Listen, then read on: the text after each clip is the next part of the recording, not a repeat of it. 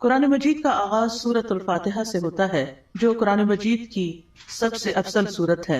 نبی صلی اللہ علیہ وسلم کسی سفر میں تھے تو ایک آدمی آپ کے پاس اترا۔ وہ کہتا ہے کہ نبی صلی اللہ علیہ وسلم نے اس کی طرف متوجہ ہو کر فرمایا، کیا میں تمہیں قرآن کے افضل حصے کے بارے میں نہ بتاؤں؟ پھر آپ صلی اللہ علیہ وسلم نے اس پر الحمدللہ رب العالمین کی تلاوت کی۔ سورۃ الفاتحہ ایک بے مثال سورت ہے۔ رسول اللہ صلی اللہ علیہ وسلم نے فرمایا، اللہ عز و جل نے ام القرآن فاتحہ جیسی سورت نہ تو تورات میں نازل فرمائی اور نہ ہی انجیل میں، اور یہی سبع مثانی ہے۔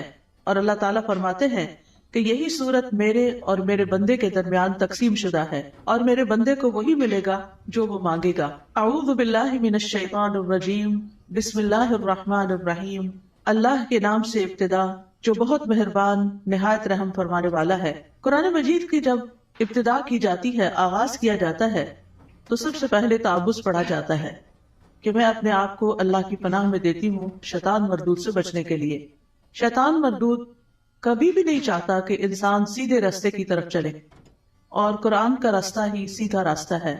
نبی صلی اللہ علیہ وسلم کا دیا ہوا راستہ ہی دراصل سیدھا راستہ ہے، لیکن شیطان کبھی بھی یہ نہیں چاہتا کہ ہم اس قرآن سے ہدایت پائیں۔ اسی طرح جب ہم اعوذ باللہ پڑھتے ہیں تو اس کا ایک صیغہ اعوذ بکلمات اللہ بھی ہے، یعنی ایک تو ہے اعوذ باللہ اور ایک ہے اعوذ بکلمات اللہ، کہ میں اللہ تعالیٰ کے سارے کلمات کے ساتھ اللہ کی پناہ میں اپنے آپ کو دیتی ہوں۔ کیونکہ آپ دیکھیے کہ اللہ سبحانہ وتعالیٰ کی جو مختلف مخلوقات ہیں ان میں سے یعنی شیاطین تو بری مخلوق ہیں، لیکن اس کے ساتھ ساتھ فرشتے جو ہیں وہ اچھی مخلوق ہے۔ تو انسان کو ایک طرف جہاں شیطان بہکاتا ہے تو وہاں دوسری طرف فرشتہ اس کے دل میں اچھا خیال بھی ڈالتا ہے، اور فرشتے جو ہیں وہ ہمارا دفاع بھی